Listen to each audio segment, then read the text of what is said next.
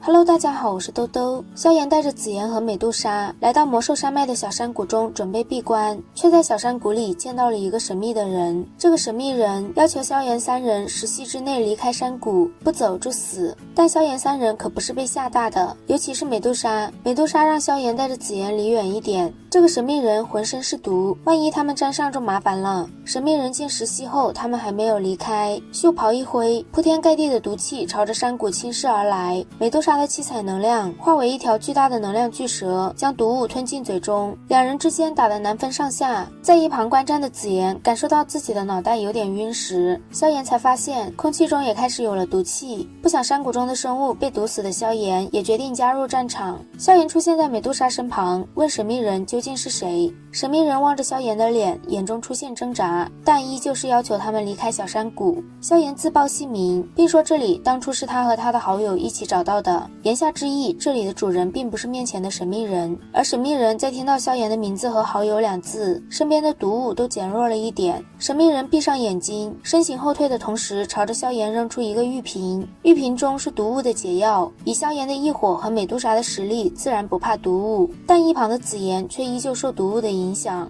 看着神秘人离开的身影，萧炎心头灵光一闪，大喊着小医仙是你。神秘人听到萧炎的话，身形一顿，但还是没有回头，直接诡异的消失了。萧炎奇怪为何小医仙不敢见自己。美杜莎说在交手时能感觉到神秘人时而清醒时而迷茫，或许这就是小医仙不敢见萧炎的缘故。萧炎在转身离开前朝着林海说，不管小医仙发生什么事变成什么样，萧炎依然把他当作朋友。萧炎说完依旧不见小医仙出现，但在他离开朝着山谷而去后，小医仙却突然出现，望着远去的萧炎。萧炎和美杜莎回到山谷时，紫妍在毒物的作用下脸蛋变得紫红。美杜莎对解药持有怀疑，但萧炎却很相信小医仙。好在服下解药后，紫妍的异样很快就彻底消失了。安顿下来后，萧炎在山谷内开辟了一个小山洞，开始炼药。萧炎这次要炼的丹药难度不小，等他炼完丹出来后，才发现紫妍已经化成茧，开始进阶好几天了。而萧炎也能感觉到，不出10天，他突破斗王的时刻就要到了。美杜莎告诉萧炎，斗王突破到斗皇需要半年到1年的时间。美杜莎虽然很担心萧炎，但还是比较嘴硬，说自己会在照看紫妍的时候顺便替他护个法。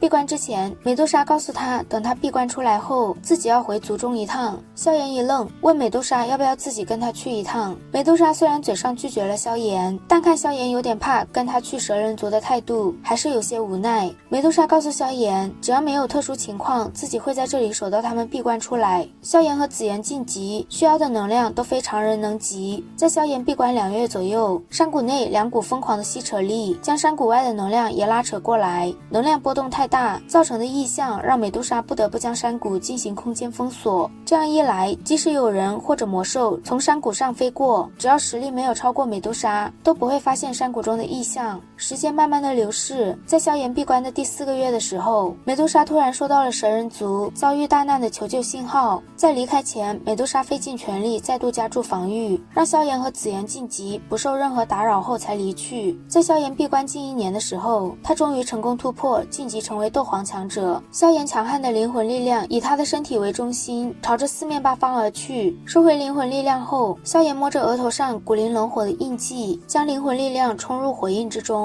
萧炎的眼前陡然一黑，然后面前出现了一条深白色火焰小道。穿过火焰小道，萧炎来到了一个极其昏暗压抑而又庞大的大殿。殿中布满着无数包裹在碧绿色光芒中的光团，光团内是一个个活生生的灵魂体。萧炎在殿中看到了双眼紧闭的药老，但立刻萧炎的灵魂残体就被一股恐怖的灵魂力量直接震为虚无。山谷中的萧炎很确定刚刚看见的地方就是魂殿，他猜测自己能看到那里是因为药老留下的灵魂火印的缘故。虽然萧炎见识到了魂殿的恐怖，但也知道药老还活着，而只要药老活着，那么自己便有机会将他救出来。萧炎出了山洞，看到美杜莎的留言，说蛇人族出现变故，事情解决了就会回来，但已经过去半年多了，美杜莎还没回来，可见这次蛇人族的麻烦不小。子妍还未进阶，萧炎只好留在山谷，边熟悉体内的斗气，边守护着他。半个多月后，萧炎的翻海印初次成功时，子妍也终于进阶成功。萧炎和子妍成功晋级后，便离开小山谷。出谷后，他们发现魔兽山脉安静的有些异常。萧炎带着子妍来到魔兽山外的青山镇探查情况。来到青山镇后，萧炎才知道，在自己闭关后，出云帝国和加玛帝国不断发生摩擦。出云帝国的毒宗更是加入了战争。毒宗是近几年出云帝国唯一的主宰，毒宗宗主更是斗宗级别的强者。毒宗参与战争，身为加玛帝国最强的炎盟，自然不能袖手旁观。